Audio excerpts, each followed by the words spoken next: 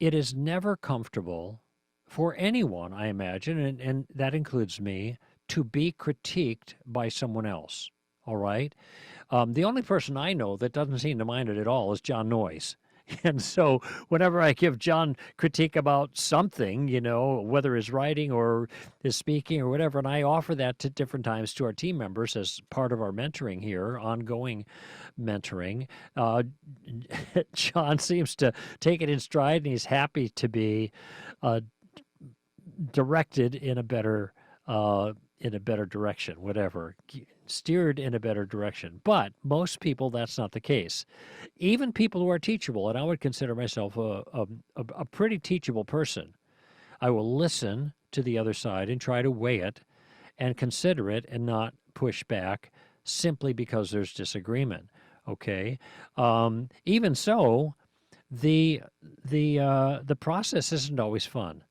And so the first thing that I want to mention, of course, this is something that emotionally came up for me as I was considering assessing the critique that Drew offered in his video. I have to listen to the whole critique. I have to listen to 45 minutes of someone with opposing views telling me I'm wrong on a whole bunch of things. Okay, that is discomforting. It reminds me, though, of when I had my debate against the American atheist Michael Shermer, and he's the publisher of Skeptic Magazine. And in order to prep for that debate, which we were going to be 3 hours together on national radio, so we are going to be sitting shoulder to shoulder, side by side, talking about issues, I had to prepare. I had to be really clear on what Michael's views were on a whole bunch of things. I had to try to anticipate the questions that he would, or challenges that he would put to me, and how I would respond to them in a way that was gracious but persuasive.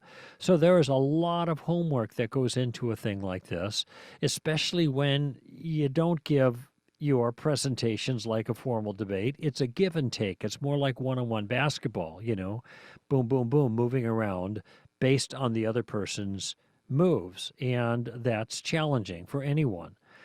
So that means I had to listen to when Michael debated other people or had interviews, et cetera, et cetera. And I didn't want to listen to Michael Shermer.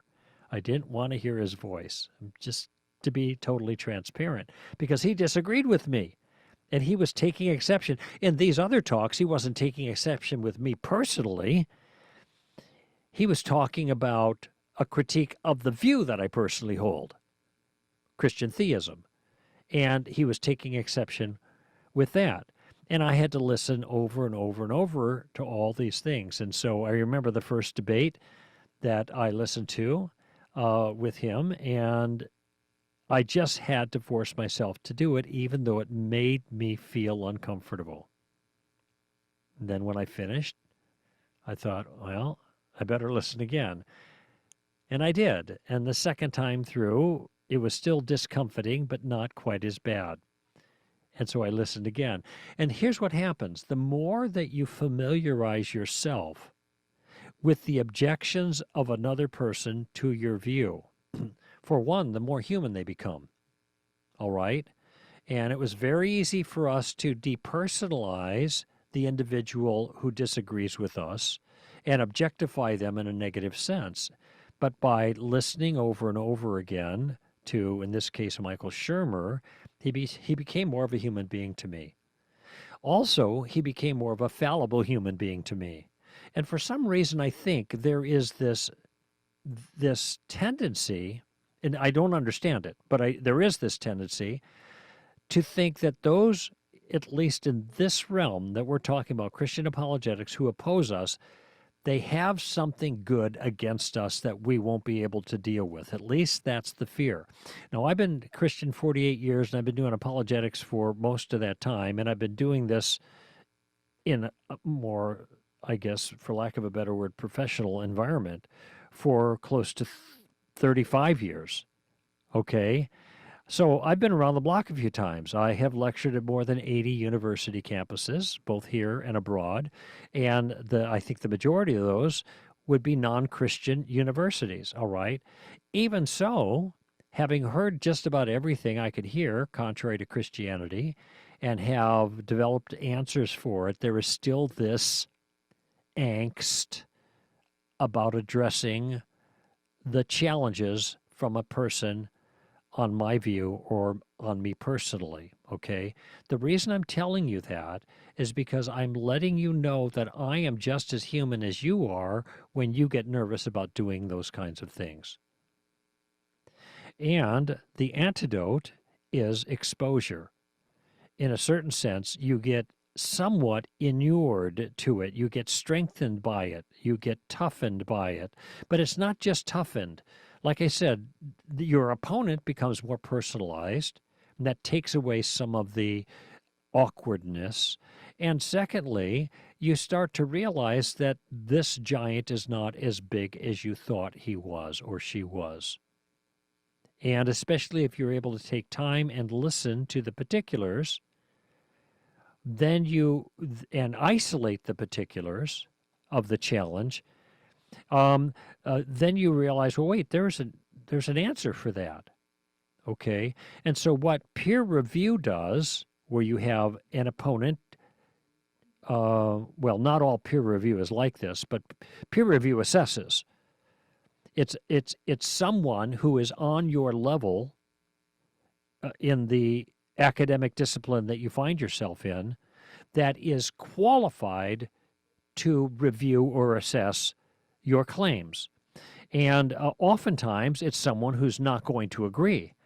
And of course, whenever a good argument, I think, for God is given, there's going to be people thinking, oh, good, that's a good one, I can hang on to that. But others are going to be thinking, that sounds too good to be true.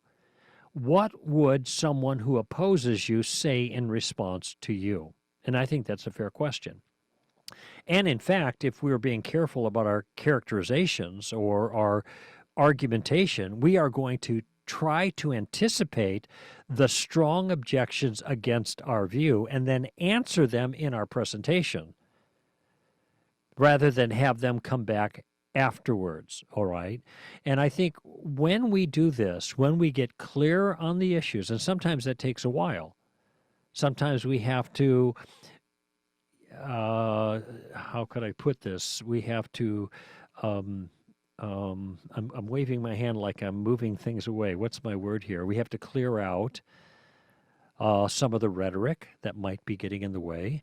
We have some of the hand waving, the dismissals and stuff like that. And once we get the remove the brush, so to speak, get down to the essence of the claim for their view or against our view. And once we've been able to crystallize that particular thing, now we have something to work with. And so that's the process that I go through in trying to assess anything that is a challenge on my view, whether it's something I read in a book, whether it's an article, whether it's a video that I see, whether it's engaging with a person one-on-one, and that's a little harder because now you're in real time and there's more of a challenge to be quicker on your feet in those environments, and that's not easy for some people, and I get that, and it's not always easy for me. In my case, though, I've prepared in advance for a lot of these different things that might come up, and so it makes it easier for me, but still that's a challenge. But then I can focus in on the thing itself, and one of three things is going to happen. And this is the value of having peer review, especially the review of an ideologically hostile person. I'm not saying that they are hostile towards you. I'm saying that they don't agree with your views. And they are going to advance their views against your views and either try to rebut your view or refute your view. Now, those are two different things.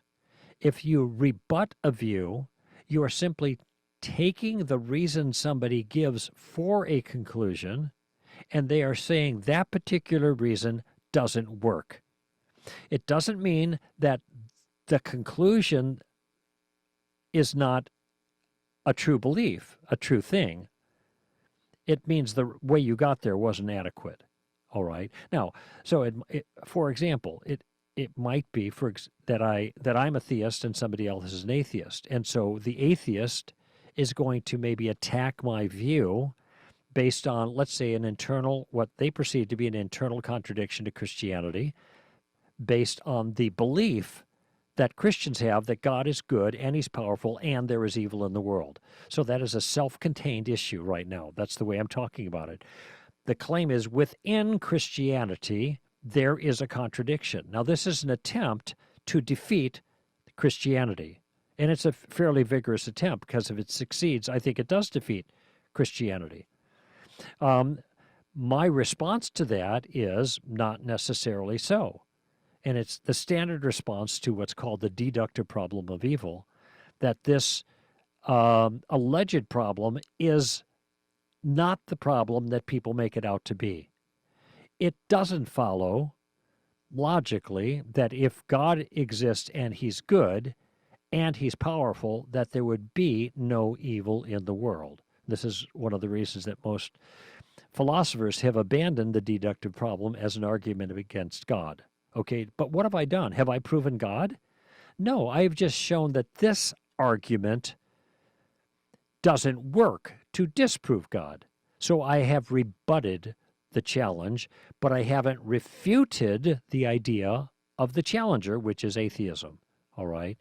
But other attempts may be to do that. In fact, the challenge of the problem of evil, in the way I just characterized it, is an attempt to refute Christian theism, and I can rebut it by showing that that challenge does not go through. It doesn't work the way you think it works. So these are the kinds of things that are going to come up when you engage in the thoughtful process of trying to figure out what's true in the company of a hostile witness, in the sense that I just described hostile witness, okay? They disagree with you and they're giving reasons against it, okay? So when you engage in that, even though it's discomforting, as I've acknowledged, one of three things is going to happen, it seems to me. The first thing that may happen is in the process of being clear about what the other person's challenge amounts to at its core. Remember, I talked about clearing away the brush of the rhetoric and maybe the attitude and maybe the hand waving and stuff like that, and getting down to the thing itself. You may conclude that they don't have a case.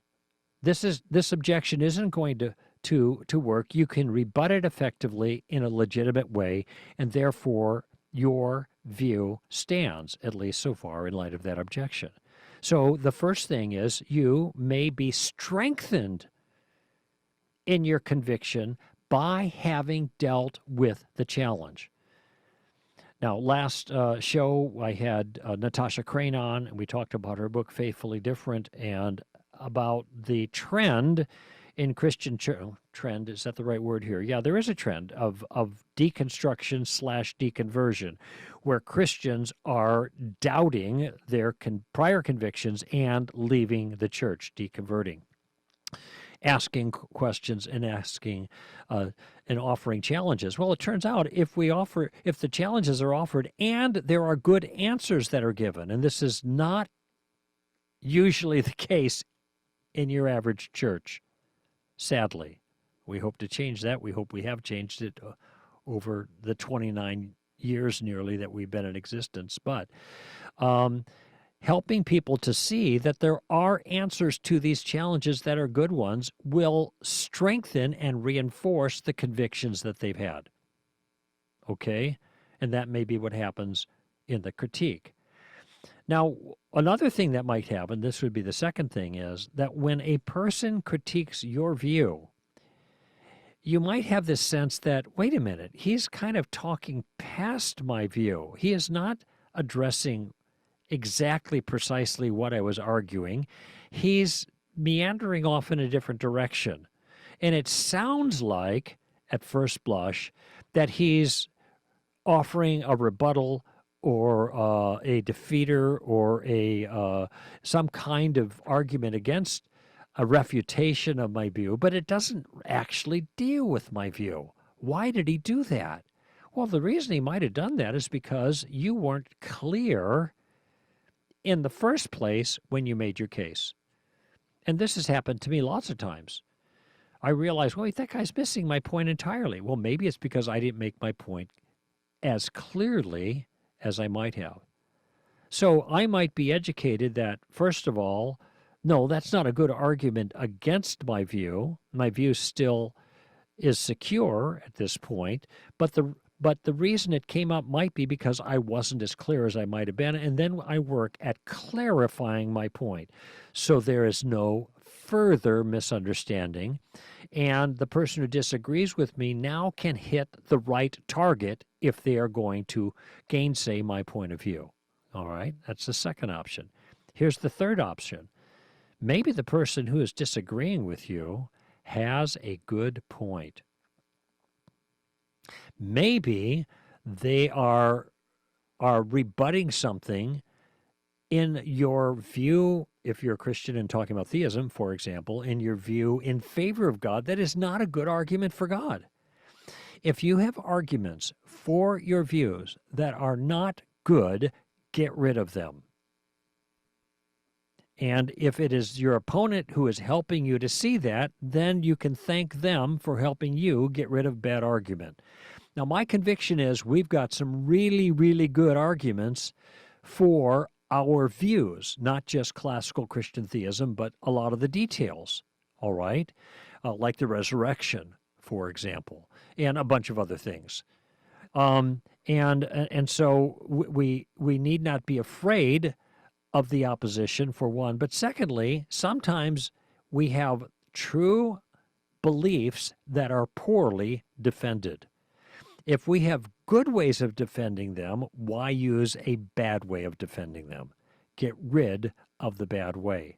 Now, I guess in principle, this could mean that the ideas of a person opposing you are, and their arguments are so compelling that you're going to have to make some major adjustments to your views. That's certainly possible. Okay.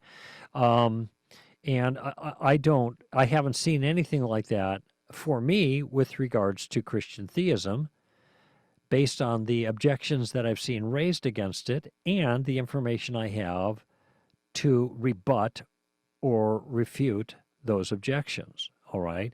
Nevertheless, broadly, in principle, and in fact, this is what we hope happens in the other direction, ideas, reasons, rationales, evidence may be given that is so powerful that it requires the reasonable person to abandon an unreasonable view. And of course, this is what we hope the others will do. It's what they hope we will do, of course. But in the process, the goal, hopefully, for both is to figure out what is actually true. What are the facts of the circumstance? What is the case? The truth of the matter, as it were. And so peer review can be painful, discomforting. I get it. I've felt it. However, in the process, we might, because we're able to take a closer look at the challenge and deal with it, we might have our own view strengthened.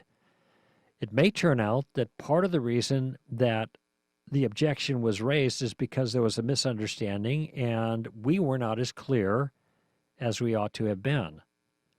Or it may turn out that the opposing view or the rebuttal is a good one and it will motivate us to get rid of a bad reason for our view, and depending on the nature of the rebuttal, possible refutation, may mean that we abandon our view entirely. I'm not speaking here abandoning the Christian view, I'm speaking generally. When one understands all of the facts and the arguments, the issues, then, if necessary, we make the adjustments.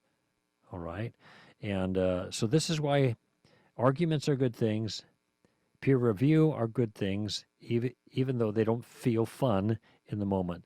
They can lead to very good and satisfying and truthful ends. That's what we're after, isn't it?